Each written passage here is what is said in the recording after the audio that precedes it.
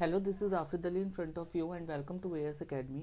और जैसे कि आप लोगों को पता है, चैप्टर 12 इलेक्ट्रिसिटी हम लोग स्टार्ट कर चुके हैं, जिसके अंदर हमने पार्ट 1 और पार्ट 2 अच्छे से डिस्कस कर रखा है। पार्ट 1 के अंदर हमने इलेक्ट्रिक करंट और इलेक्ट्रिक सर्किट के बारे में पढ़ा था, जबकि हमने पार्ट 2 के अंदर पोटेंशियल डिफरेंस और किसके बारे में, सर्किट डायग्राम के बारे में, कि कैसे बल्ब को बनाते हैं, कैसे एक स्विच को बनाते हैं, एक क्लोज स्विच को कैसे बनाया जाता है, ये सारी चीज़ें हमने डिस्कस करी। नाउ वी आर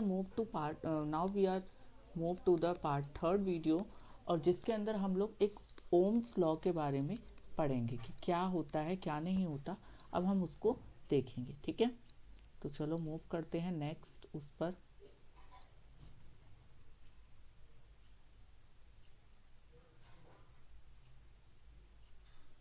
ये सारा पढ़ लिया था, यहाँ से पढ़ना है हमें ओम्स लॉ से। तो ओम्स लॉ देखो क्या है।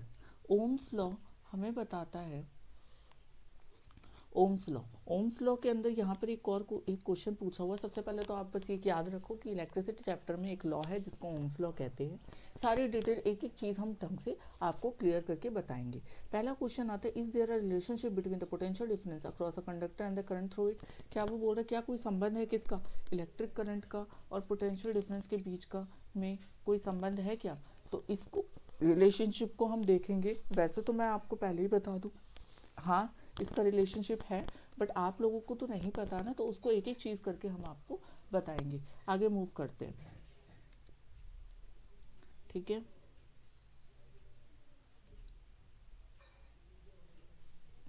तो ये सारी एक्टिविटी बेस्ड क्वेश्चन है, ठीक है।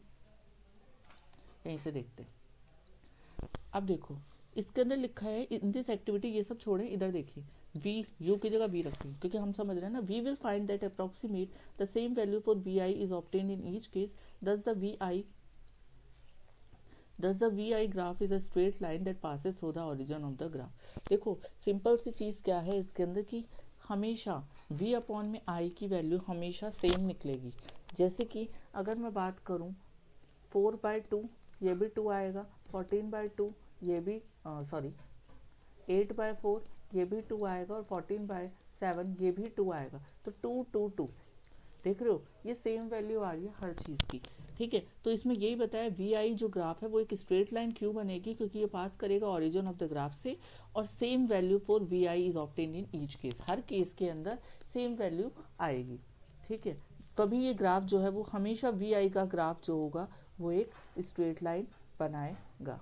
जैसे कि ये ग्राफ बनाए, इसका ये वाला पार्ट, ये वाला पार्ट, ये वाला पार्ट, ये वाला पार्ट, ये सारी चीज़ें सेम आएंगी। अब देखो आगे क्या लिखा हुआ है इसके अंदर, इसीलिए वी आई को एक कांस्टेंट रेशियो भी बोला जाता है। 1827 के अंदर एक जर्मन के फिजिशिस्ट थे जॉर्ज साइमन ओम, इन्होंने अपने नाम के ऊपर रखा क्योंकि उन्होंने इसकी डिस्कवरी करी थी। ये इनकी बर्थ एनिवर्सरी और डेथ एनिवर्सरी, मतलब जो इनकी डेट है वो दिखा रखी। Find out the relationship between the current I flowing in a metallic wire and the potential difference across the terminals. उन्होंने कहा कि इलेक्ट्रिक करंट जो फ्लो करता है एक मेटेलिक वायर के अंदर वो डायरेक्टली प्रोपोर्शनल होता है पोटेंशियल डिफरेंस के, ठीक है। तो सिंपल सी एक चीज़ बस याद रखो, वी जो है या आई जो है वो डायरेक्टली प्रोपोर्शनल है वोल्टेज करंट के। यानी कि अगर वोल्टेज बढ़ेगी तो करंट भी बढ़ेगा, और वोल्टेज घटेगी तो करंट भी डिक्रीज होगा। ये चीज़ समझ ली। लेकिन एक और चीज़ इसके अंदर, एक कंडीशन ये है कि temperature remains the same, temperature लेकिन सेम रहना चाहिए। अगर टेम्परेचर सेम नहीं हुआ, बढ़ा या घटा, तो दिक्कत आ जाएगी। तो वोल्टेज डायरेक्टली प्रोपोर्शनल करंट के हैं, वरना टेम्परेचर रिमेन्स द सेम, ठीक है। आगे मूव करते हैं। इसका बहुत, ठीक है, आगे आते हैं। तो इसके अंदर ये बता दिया crosses and temperature remains the same, इसी को हम ओम लॉ के नाम से जानते हैं। और दूसरे शब्दों में बात करें तो अभी मैंने बताया वोल्टेज जो है वो डायरेक्टली प्रोपोर्शनल है करंट के, और वी आई हमेशा क्या रहता है, सेम रहता है, कांस्टेंट रहता है। और इसी कांस्टेंट को हमने नाम दे दिया आर। आर यहाँ पर क्या है, आर एक कांस्टेंट है गिवन मेटेलिक के लिए, एक गिवन टेम्परेचर को, उसी को हम क्या बोलते हैं, रेजिस्टेंस, जिसको हमने प्रतिरोधक के नाम से जानते हैं, हिंदी में प्रतिरोधक बोलते हैं इसको, ठीक है। उसके बाद आर एक कॉन्सेंट गिवन मेटेलिक वायर के लिए है, गिवन टेम्परेचर को उसको रेजिस्टेंस बोलते हैं। और ये प्रॉपर्टी होती है कंडक्टर की कि फ्लो ऑफ चार्जेस को रोकने में, रेजिस्ट करना मतलब रोकना, ठीक है, रेजिस्ट मतलब रोकना, जैसे रेजिस्ट करते हैं किसी चीज़ को रोकने के लिए हम प्रेशर करते हैं, जैसे कि यहाँ पर करंट फ्लो कर रहा है, अगर ये करंट फ्लो कर रहा है तो उसमें क्या होंगे, उसके चार्जेस को रोकने में ये थोड़ी थोड़ी क्या करता है, हार्डल्स क्रिएट करता है, ऑब्स्टिकल क्रिएट्स करता है।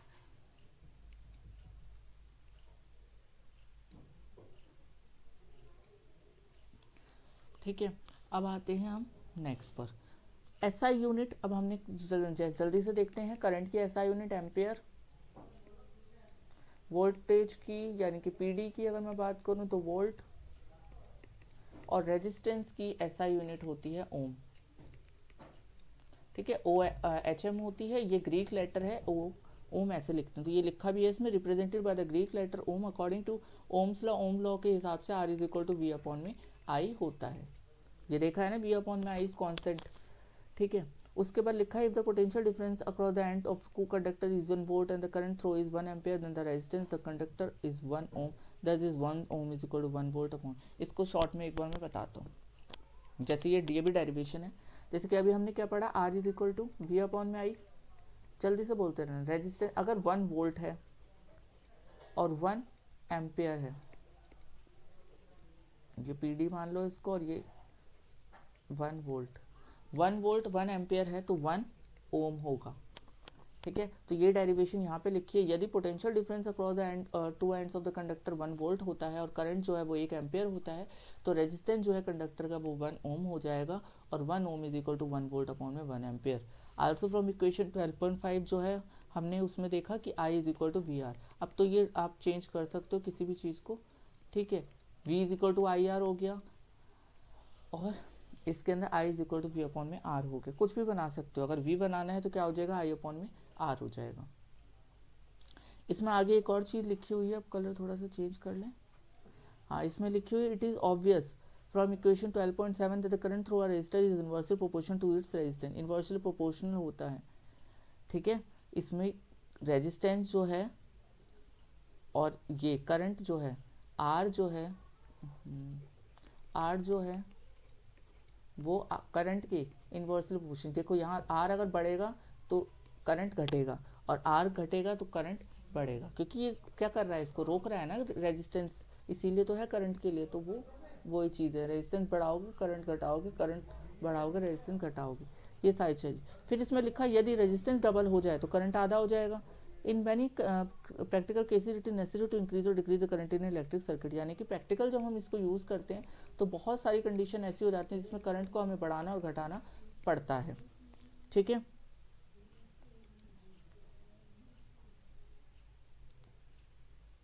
और इसमें ये भी चीज़ लिखी हुई है एक, कि एक कंपोनेंट जो होता है जो कि यूज़ किया जाता है करंट को रेगुलेट करने के लिए, बिना वोल्टेज सोर्स को चेंज करते हुए वोल्टेज सेम करके उसको वेरिएबल रेजिस्टेंस। तो एक क्वेश्चन और बन जाता है कि what do you mean by variable resistance, एक नंबर का आ सकता है कि वेरिएबल रेजिस्टेंस क्या होता है, तो वेरिएबल रेजिस्टेंस इसके अंदर ये रेजिस्टेंस ही है, बट इसके अंदर करंट को चेंज कर दिया जाता है without changing the voltage, voltage को बिना चेंज किए हुए हम करंट की को ज़्यादा कम कर सकते हैं।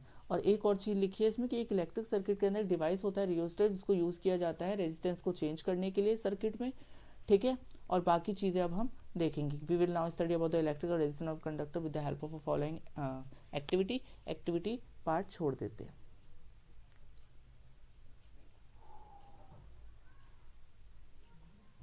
अब आते हैं what are the factors on which the resistance of a conductor depend, किन किन कारकों पर, ठीक है, हम डिपेंड करते हैं रेजिस्टेंस को।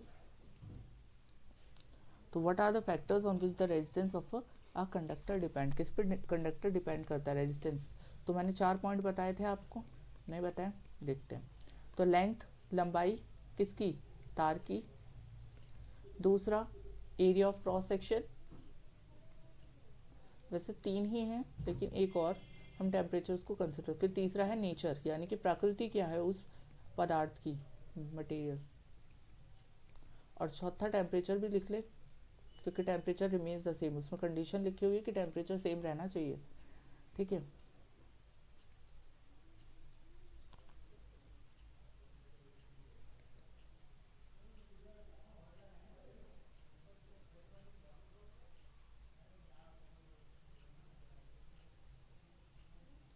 देखो ये इंपॉर्टेंट है, इसको मैं बता रहा हूँ। तो resistance of a conductor depend करता है पहला उसकी लंबाई पे, दूसरा एरिया ऑफ क्रॉस सेक्शन पर, और तीसरा उसके nature of its material. Precise measurement have shown resistance of a uniform metallic conductor directly proportional to its length, यानी कि एक चीज़ जो यहाँ पर क्लियर करी गई है कि रेजिस्टेंस डायरेक्टली प्रोपोर्शनल होता है लंबाई के, लंबाई बढ़ेगी तो रेजिस्टेंस बढ़ेगा, लंबाई घटेगी तो रेजिस्टेंस घटेगा। दूसरी बात, area of its cross section, area की अगर मैं बात करूँ तो मोटा और पतले की बात ही होगी, एक थिक वायर और एक थिन वायर, ठीक है। तो and inversely proportional to the area of cross section, ये हो गया एक कंडीशन। दूसरी कंडीशन, दोनों को अगर सबमर्ज कर दो तो आर बन जाता है L/A, और ये बनता है रो, और रो को हम क्या बोलते हैं, रेजिस्टिविटी। ये जो रो शो कर रहा है इसको बोलते हैं हम रेजिस्टिविटी, ठीक है।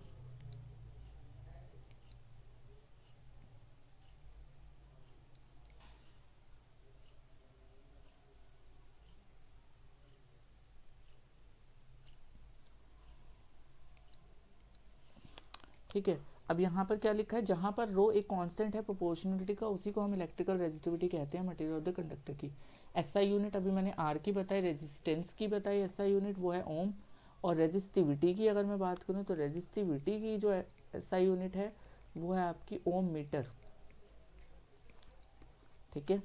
उसके बाद इसमें लिखा है वो मेटल्स यानी कि जो धातु होते हैं और अलॉय होते हैं आपके, वो लो रेजिस्टिविटी के होते हैं। लो रेजिस्टिविटी यानी कि इनमें प्रतिरोध जो है वो बहुत कम होता है, तभी तो ये कंडक्ट करते हैं वो इलेक्ट्रिसिटी को। 10-8 ओम मीटर और 10-6 ओम मीटर होते हैं, और ये बहुत अच्छे पदार्थ होते हैं, गुड कंडक्टर होते हैं, आपके सुचालक होते हैं इलेक्ट्रिसिटी के, ठीक है। और कुचालक की बात करें, अगर इंसुलेटर की बात करें तो रबड़, ग्लास, ये सब रेजिस्टिविटी होती है ऑर्डर की, जिसमें 10⁻12 और 10⁻17 ओम मीटर होते हैं।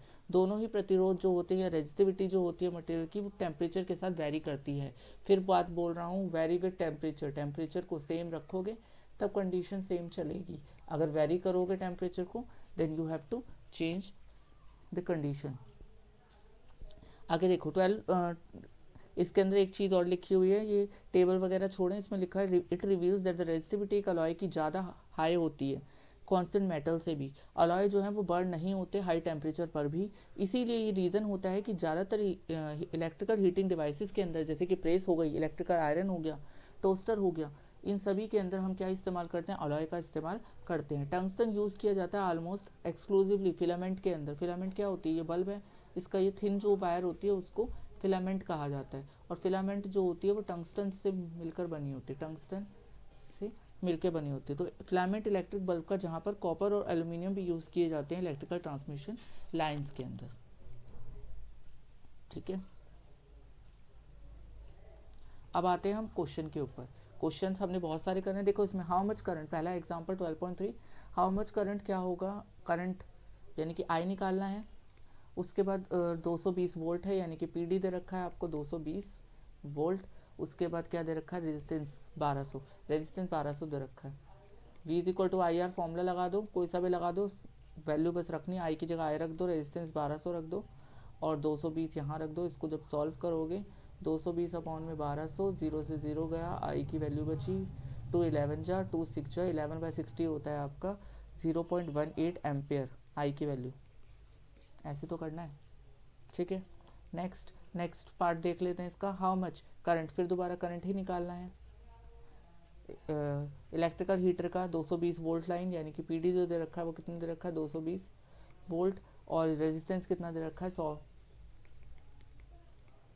कैसे निकालोगे, V is equal to I R रखो, V की वैल्यू 220 रखो, I की वैल्यू I रखो, R की वैल्यू 100 रखो, 220 अपॉन में 100 रखो, 0 से 0 2.2 आई है ना एम्पियर,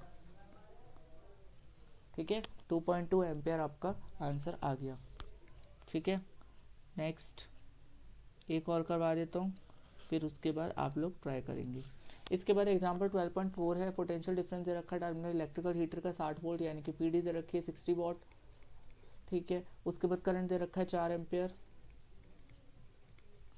उसके बाद पूछा है what current will the heater draw if the potential difference is increase to 120 volt. अभी 60 वोल्ट है तो 120 वोल्ट में कितना करंट फ्लो होगा, पहले तो इसका ही निकाल लें, इसका रेजिस्टेंस निकाल लेते हैं। तो रेजिस्टेंस निकालने के लिए क्या फॉर्मूला होगा, V अपॉन में आई, V कितना है 60, I कितना है 4, इसको सॉल्व करोगे कितना आ गया 15 ओम। अब रेजिस्टेंस तो सेम ही रहेगा, कंडीशन चेंज होएगी। सेकंड केस के अंदर जो इसी का सेकंड केस है उसमें रेजिस्टेंस तो 15 आ गई, ठीक है, और वोल्टेज इन्होंने 120 वोल्ट बढ़ा दी। क्या निकालना है, करंट निकालना है। क्या लगाओगे formula, I is equal to V upon में आर। वी कितना है 120, आर कितना है 15, सॉल्व करोगे 8 एम्पेयर। एम्पेयर क्यों लगाया, क्योंकि करंट फाइंड आउट करना था, ठीक है।